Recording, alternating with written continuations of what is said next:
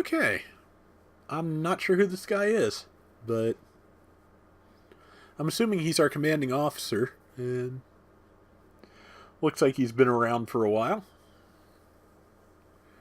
Ah, California base. Again, I don't remember much of anything about Zeonic Front, so if we are stationed out of California base, it's news to me. This is not going to be one I have a lot of information for, I'm afraid. But I will muddle through, and I'm sure somebody can refresh my memory.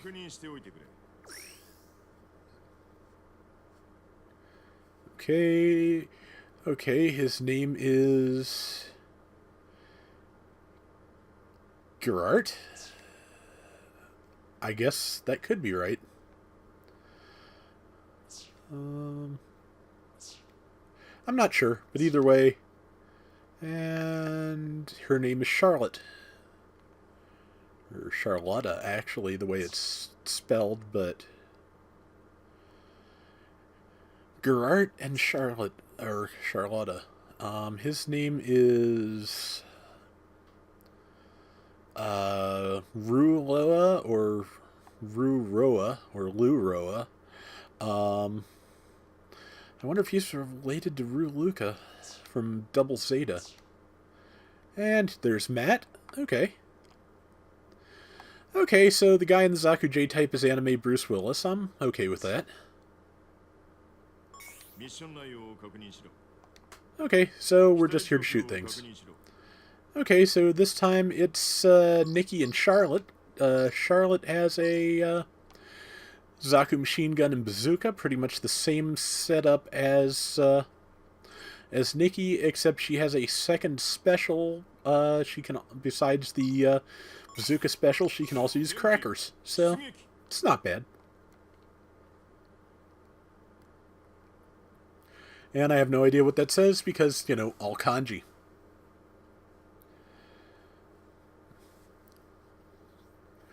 But yeah, I'd kind of been wanting a new Warriors game anyway before this weekend came up. I'd been thinking about Dynasty Warriors 9, but I think all told, I have one friend that really likes it, but given what I've heard, I'm going to wait until the Extreme Legends version, because I'm almost certain they're going to give everybody back their own individual weapons, and they're going to add more things to the game, more playable characters, probably more scenarios, and hopefully more events to deal with the big open map. And so, by the time it's an Extreme Legends game, probably this time next year, it will be fine. It will be more than fine, I bet. So, we'll see. Okay, Charlotte Hepner. Okay. Or possibly Herpner, but hard to say exactly. Okay, no idea.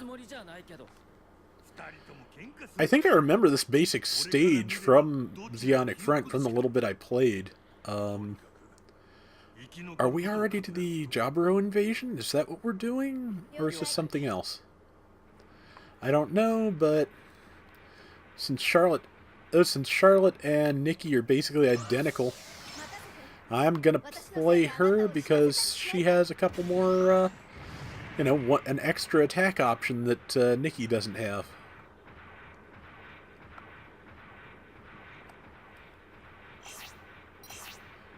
Okay, see if the machine gun can hit from here. Answer, yes. That's 2. Okay, well, I destroyed 2 of them. Hopefully that was the right thing to do. Well, the cutscene seems to show it, so... Okay, yeah, we killed the initial guards. We do seem to be sneaking into a dock here. Something about the crew.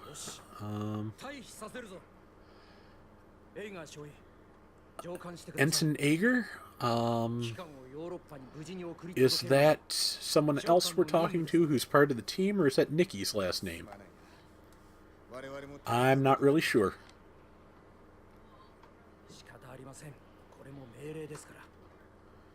Okay, well, looks like a Is this a Yukon class, or is this a, or is that the fat uncle? I can't really keep my Gundam subs particularly separate. Like that, I was never, yeah, like outside of the mobile suits themselves, the like aquatic stuff is like one of the gaps in my knowledge. Not even intentionally, it just didn't stick for whatever reason, which it happens. But I mean, I spent a couple of days trying to remember what a guazine was, so that's kind of more prominent than a sub anyway. Oh, also, Fat Uncle isn't the right thing, is it? It was the Mad Angler I was thinking of. Oh well. There we go. I was reloading, which I don't watch that as carefully as I should sometimes. Most times.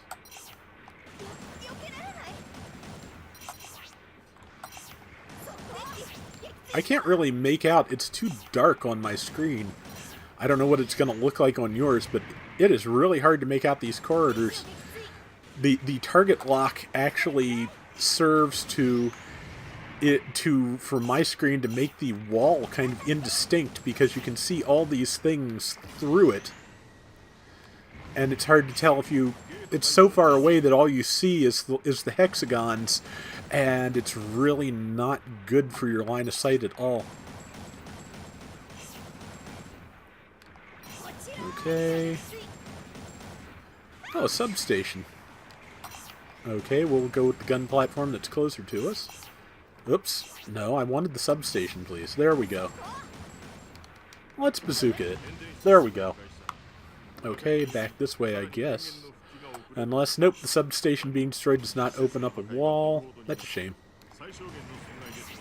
Ah, good. Tanks are moving. Can I just hit that substation from here? Let's find out.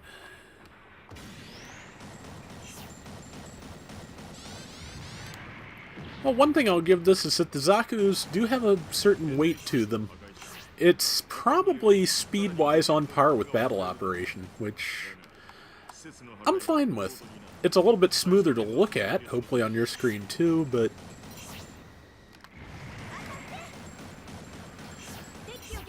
okay, one more.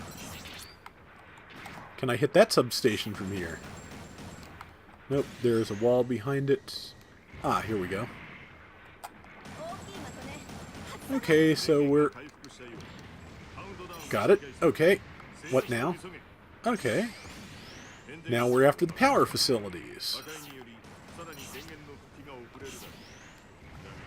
Man, you can see why the Federation was in a hurry to develop its own mobile suits, because look at what two Zaku's can do to this place. I mean, it helps that they're not actually firing at us very much, and that we have probably more hit points than an actual Zaku would ever have.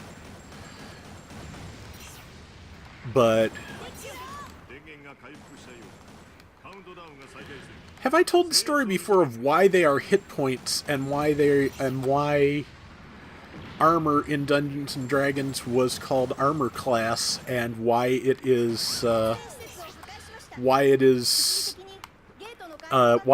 the first two editions armor class counted down instead of up? Dungeons and Dragons combat system is actually adapted from a submarine combat game, the name of which escapes me. But yeah, so that's why hit points as opposed to health points or life points or anything like that, because it's like the number of hits your ship can take before it sinks. That is also why armor class counted down instead of up in the older versions of D&D, because it was talking about the class of an armor on a submarine. First class armor, second class armor, third class armor. As opposed to, armor quality on a person, which you would not really use that kind of terminology for. So it's kind of interesting to me that these things did happen for reasons. They are super obtuse reasons, but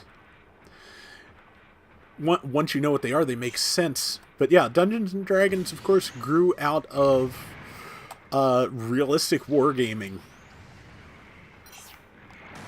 So a lot of... Oh man, there's a time limit, and we've only